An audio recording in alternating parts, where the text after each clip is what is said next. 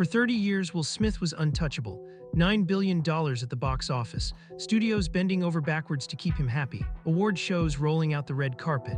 The media treated him like the perfect family man, someone who had unlocked the secret to life. And for 30 years, if you had questions, if something seemed off, you stayed silent. That's the way Hollywood works. Not out of loyalty, not out of friendship, but out of money. But then two men decided they were done staying quiet. They weren't bitter rivals or attention seekers. No, they were Jim Carrey and Eddie Murphy, two of the most iconic figures in the history of comedy. They started saying things out loud that the industry had spent decades trying to bury. And once they did, a lot of other things began to surface. Today, we'll walk through it all. The verified facts, the documented controversies, and of course the allegations that have lingered for years, waiting to be examined. You can decide for yourself what to make of this information. Let's dive in. On March 27, 2022, Will Smith walked onto the Oscars stage and slapped Chris Rock on live television in front of millions worldwide. What happened next was, in many ways, even more disturbing than the slap itself. Hollywood gave him a standing ovation. The same industry that lectures the public about violence, accountability, and doing better stood and applauded a man who had just assaulted someone on live television. Why? Because Will Smith made those people rich. And when someone makes you that much money, you protect them. That's the machine. Jim Carrey watched all of this unfold, and he didn't stay quiet. You're allowed. I can kiss my son. I can kiss my son. Jaden, come on. Are you okay? Oh my God, this is ridiculous. They're both bisexual. They do weird things in their house, and young men have left their house screaming to get away from them in their mentorship. I don't want to be this character anymore. Who wants to even see a movie about some stereotypical characters? What's the always talking about keep it real? We have 25 years of keeping it real and being real and all that. You really see that's reflected in the movies that they made. The characters are trying to be reflective of, you know, people in society. And the stereotype, especially some stereotype successful, that's gone. I ain't seen no stereotypical that was successful since. We are fighting those same evils today.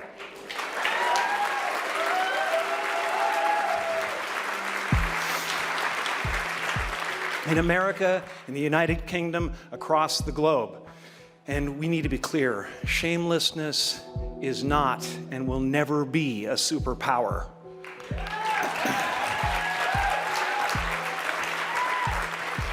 It is the mark of a villain. Kidnapping children is not what great nations do. Spineless, that was Jim Carrey's verdict on one of the most respected voices in the industry. It's not just a throwaway comment, it's a judgment. And Carrey didn't stop at criticizing the room. He dove deeper, straight into the psychology of Will Smith himself.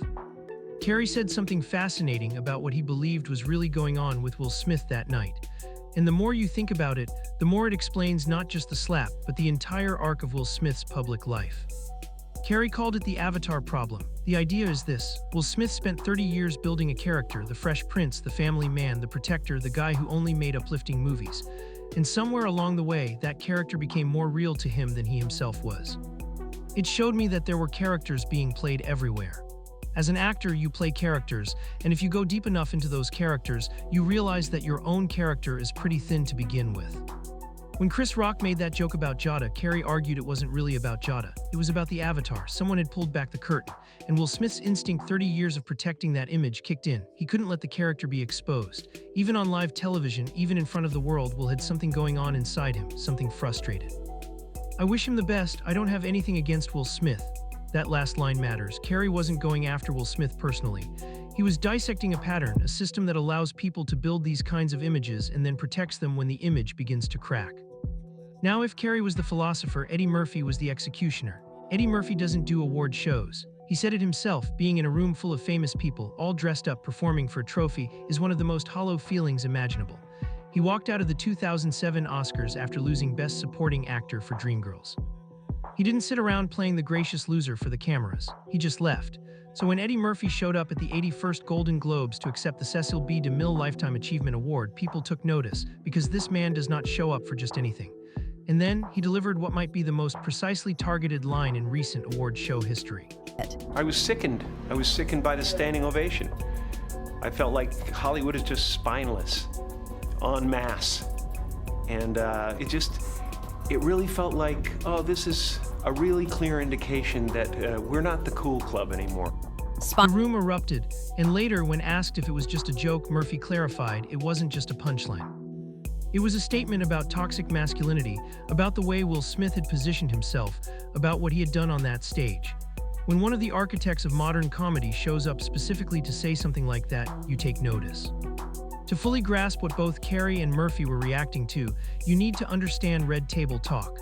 Because if Will Smith's Oscar slap was the explosion, red table talk was the years of pressure building underneath it. When Jada Pinkett Smith admitted on the show that she had been in what she called an entanglement with singer August Alsina while she and Will were separated, Will sat there, playing the long-suffering, forgiving husband. Pay your taxes. Mind your business. And keep Will Smith's wife's name mouth! The world turned it into a meme. But what both Carrey and Murphy pointed out in their own ways was that this entire thing was a calculated narrative move. By being the one who forgives on camera, Will Smith positioned himself as the hero of his own scandal. All the rumors, all the questions about his private life, were suddenly buried beneath the wave of sympathy generated by that interview. That's not authenticity, that's brand management, and it's the kind of move that only works when an industry is actively protecting you. Now we need to be precise with our language. What follows involves a mix of documented facts and unverified claims that have been circulating publicly for years. We'll be clear about which is which. Here's a documented fact. In 1993, actress Janet Hubert was replaced on The Fresh Prince of Bel-Air after a contract dispute over pay. The industry narrative that followed branded her as difficult and unprofessional. Years later, in a reunion special, Hubert sat beside Will Smith and described what that label had done to her. You know, words can kill. I lost everything. Reputation, everything.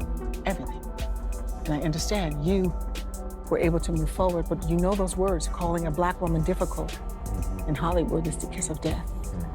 It's the kiss of death, and it's hard enough being a dark-skinned black woman in this business. Whether Will Smith was the primary driver of that narrative or just a participant in a broader machine, that reunion made one thing clear.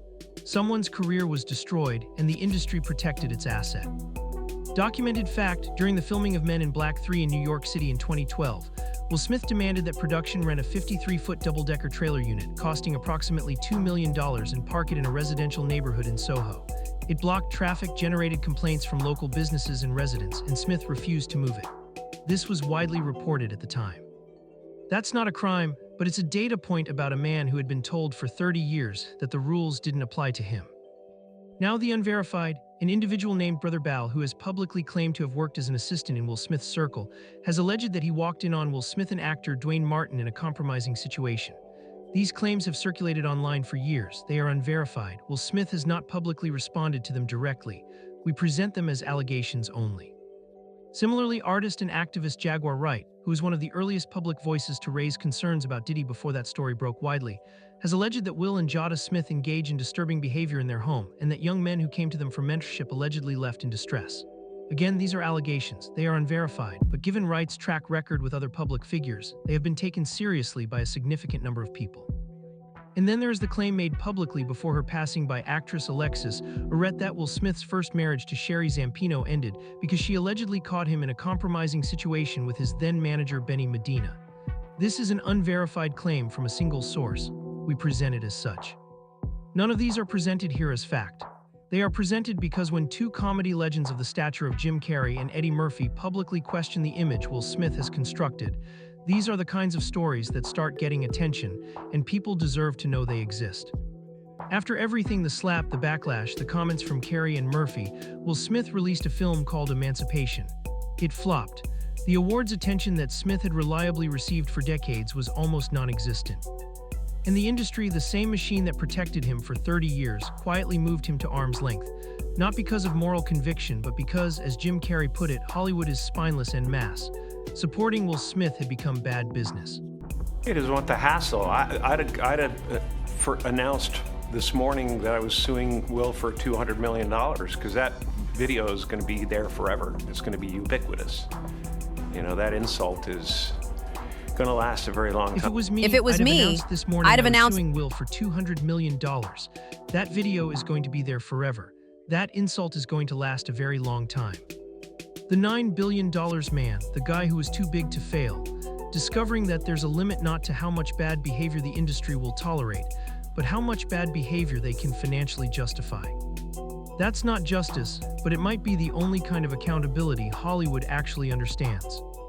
Here's what I want you to take away from this. Jim Carrey and Eddie Murphy didn't speak out because they had a vendetta. They spoke out because they've spent their careers watching an industry that rewards image over character, protects profit over principle, and silences anyone who dares to ask the wrong questions. Will Smith may be the most visible example of that system right now, but he's not the only one. The verified facts alone paint a troubling picture. The unverified allegations, and we've been clear about which is which, add layers that deserve scrutiny, not silence. What do you think is really going on? Drop your thoughts in the comments. Subscribe if you haven't already, and we'll see you next time.